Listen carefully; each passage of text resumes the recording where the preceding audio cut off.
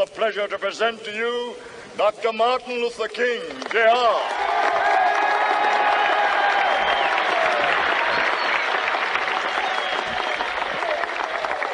I am happy to join with you today in what will go down in history as the greatest demonstration for freedom in the history of our nation.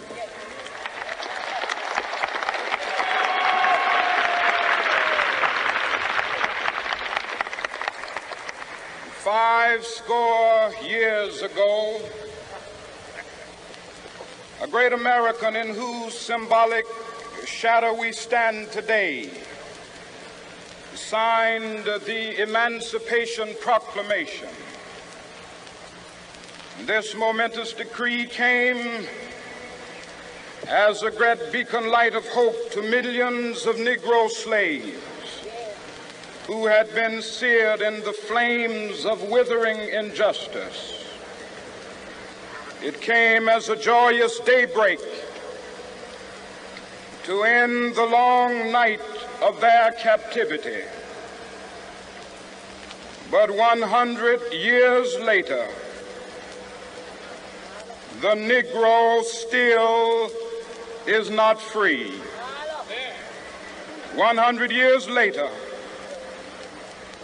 the life of the Negro is still sadly crippled by the manacles of segregation and the chains of discrimination. 100 years later, the Negro lives on a lonely island of poverty in the midst of a vast ocean of material prosperity. 100 years later, the Negro is still languished in the corners of American society and finds himself in exile in his own land. And so we've come here today to dramatize a shameful condition. In a sense, we've come to our nation's capital to cash a check. When the architects of our republic wrote the magnificent words of the Constitution and the Declaration of Independence, they were signing a promissory note to which every American was to fall heir. This note was a promise that all men, yes, black men as well as white men, would be guaranteed the unalienable rights of life, liberty, and the pursuit of happiness. It is obvious today that America has defaulted on this promissory note insofar as her citizens of color are concerned. Instead of honoring this sacred obligation, America has given the Negro people a bad check, a check which has come back marked insufficient funds.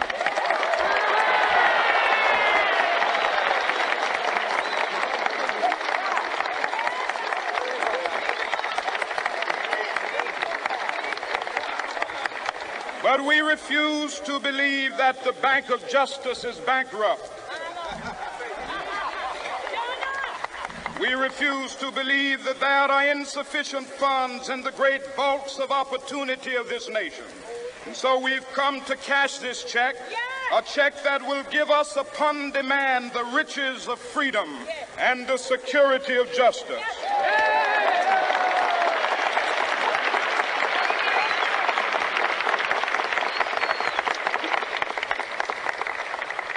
We have also come to this hallowed spot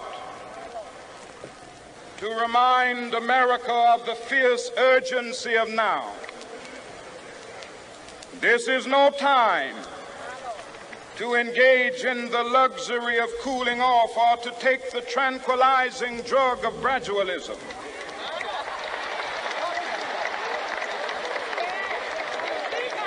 Now is the time to make real the promises of democracy. Now is the time to rise from the dark and desolate valley of segregation to the sunlit path of racial justice. Now is the time to lift our nation from the quicksands of racial injustice to the solid rock of brotherhood. Now is the time to make justice a reality for all of God's children. It would be fatal for the nation to overlook the urgency of the moment. This sweltering summit of the Negro's legitimate discontent will not pass until that is an invigorating autumn of freedom and equality. 1963 is not an end, but a beginning. Those who hope that the Negro needed to blow off steam and will now be content will have a rude awakening if the nation returns to business as usual.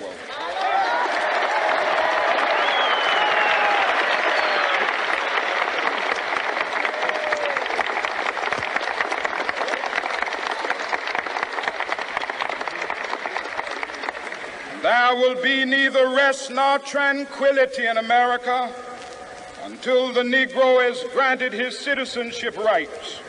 The whirlwinds of revolt will continue to shake the foundations of our nation until the bright day of justice emerges. But that is something that I must say to my people who stand on the warm threshold which leads into the palace of justice. In the process of gaining our rightful place, we must not be guilty of wrongful deeds. Let us not seek to satisfy our thirst for freedom by drinking from the cup of bitterness and hatred.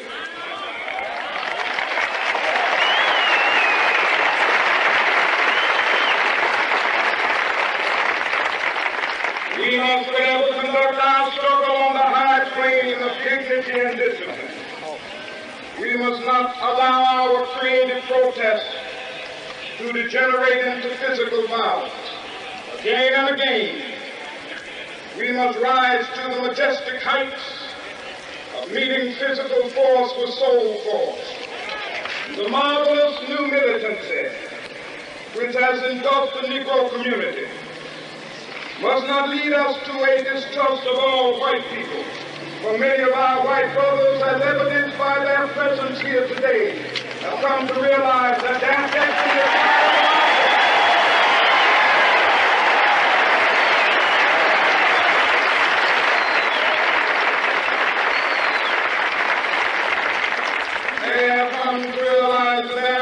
is inextricably bound to our freedom. We cannot walk alone.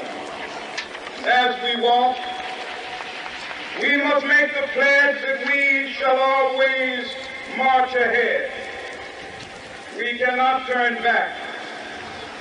There are those who are asking the devotees of civil rights, when will you be satisfied? We can never be satisfied as long as the Negro is the victim of the unspeakable horrors of police brutality.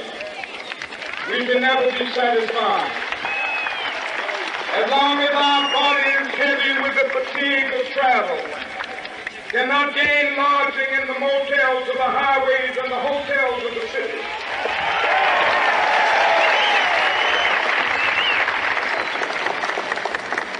We cannot be satisfied as long as a Negro in Mississippi cannot vote and a Negro in New York believes he has nothing for which to vote.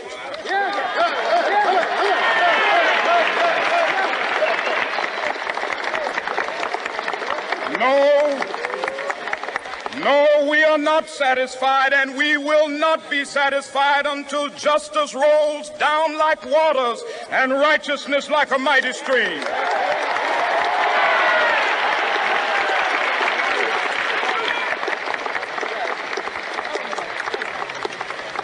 I am not unmindful that some of you have come here out of great trials and tribulations. Some of you have come fresh from narrow jail cells. Some of you have come from areas where your quest for freedom left you battered by the storms of persecution and staggered by the winds of police brutality. You have been the veterans of creative suffering. Continue to work with the faith that unearned suffering is redemptive. Go back to Mississippi. Go back to Alabama, go back to South Carolina, go back to Georgia, go back to Louisiana, go back to the slums and ghettos of our northern cities, knowing that somehow this situation can and will be changed. Let us not wallow in the valley of despair. I say to you today, my friends,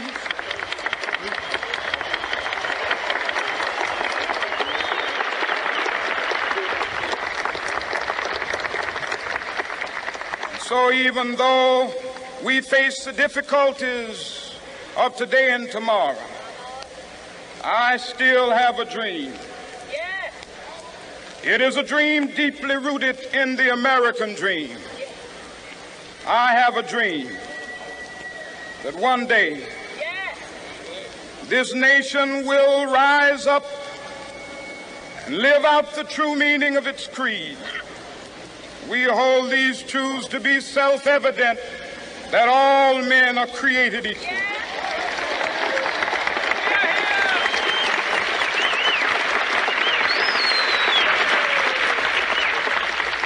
I have a dream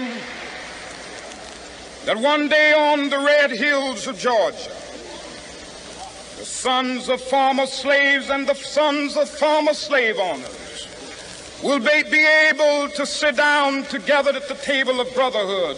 I have a dream that one day, even the state of Mississippi, a state sweltering with the heat of injustice, sweltering with the heat of oppression, will be transformed into an oasis of freedom and justice. I have a dream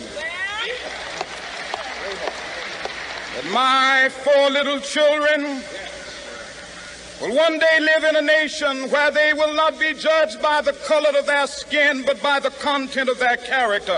I have a dream today.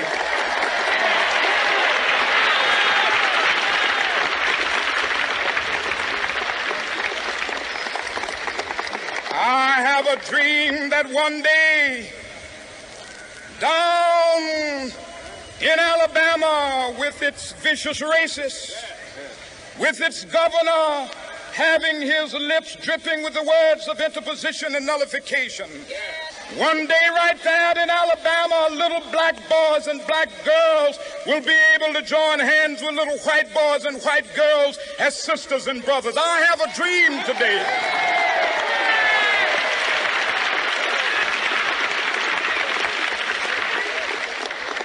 I have a dream that one day every valley shall be exalted, and every hill and mountain shall be made low. The rough places will be made plain, and the crooked places will be made straight. And the glory of the Lord shall be revealed, and all flesh shall see it together. This is our hope. This is a faith that I go back to the South with. With this faith, we will be able to hew out of the mountain of despair a stone of hope. With this faith, we will be able to transform the jangling discords of our nation into a beautiful symphony of brotherhood. With this faith, we will be able to work together, to pray together, to struggle together, to go to jail together, to stand up for freedom together, knowing that we will be free one day. This will be the day. This will be the day when all of God's children will be able to sing with new meaning, "My country, tears of thee. Sweet land of liberty, of thee I sing. Land where my fathers died, land of the pilgrim's pride. From every mountainside, let freedom ring. And if America is to be a great nation, this must become true. And so let freedom ring from the prodigious hilltops of New Hampshire. Let freedom ring from the mighty mountains of New York. Let freedom ring from the heightening Alleghenies of Pennsylvania. Let freedom ring from the snow-capped Rockies of Colorado. Let freedom ring from the curvaceous slopes of California. But not only that, let freedom ring from Stone Mountain of Georgia. Let freedom ring from Lookout Mountain of Tennessee.